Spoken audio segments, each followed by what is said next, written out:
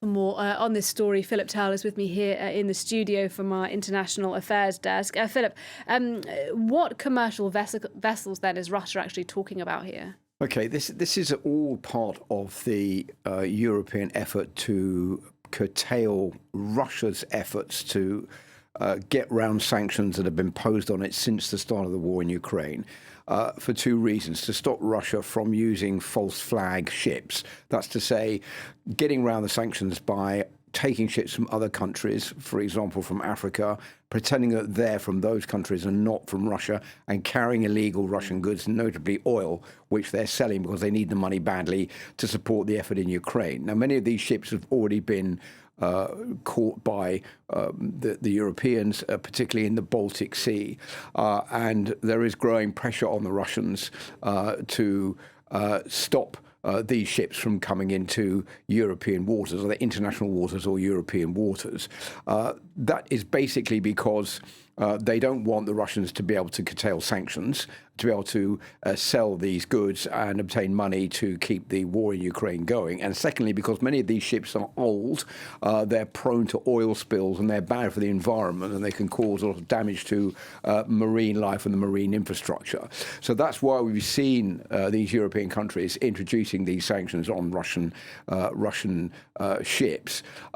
And they have had quite a lot of success in doing so. The EU says it's sanctioned 671 ships so far. The UK said it's sanctioned 621 ships, compared to the US, which hasn't sanctioned any ships so far since the departure of Joe Biden from the presidency. This is according to the Brookings Institute.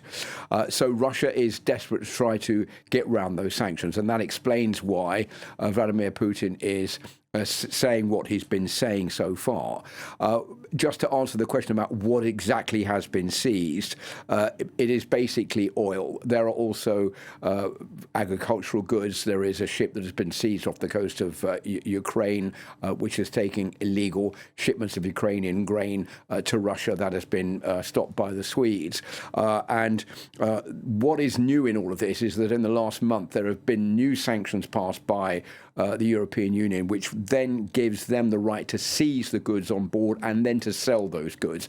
And that is why the Russians are so angry about this. OK, Philip, and do you think that Putin will follow through on his threat and start actually trying to seize European ships? Well, that's the question that nobody can answer right now.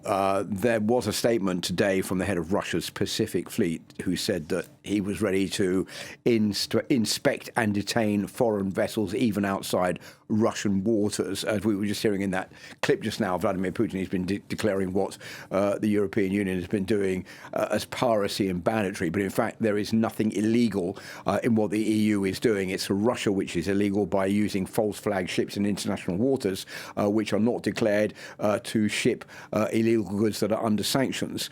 So you have to remember that there are two things here. First of all, you can see Vladimir Putin wearing these naval military fatigues. He's on board a ship. He's got to show leadership. He's got to show he's in control of everything that is going on in Ukraine, that he is in a prime position. So he's saying, OK, you're going to attack our ships. We're going to attack your ships. That's easy to say. It's a little bit harder to put into action. Yeah. And the second point that is also important to underline is that things are not going that well in Ukraine right now. You mentioned in the report just now that there's been this attack overnight against the Novorossiysk naval base. There have been umpteen attacks by drones into Russia against its power infrastructure. So Vladimir Putin is trying to put a brave face on all of this to make it clear that he's still in command and that everything, as usual, is going according to plan. All right, thank you very much. Philip Turle for us there.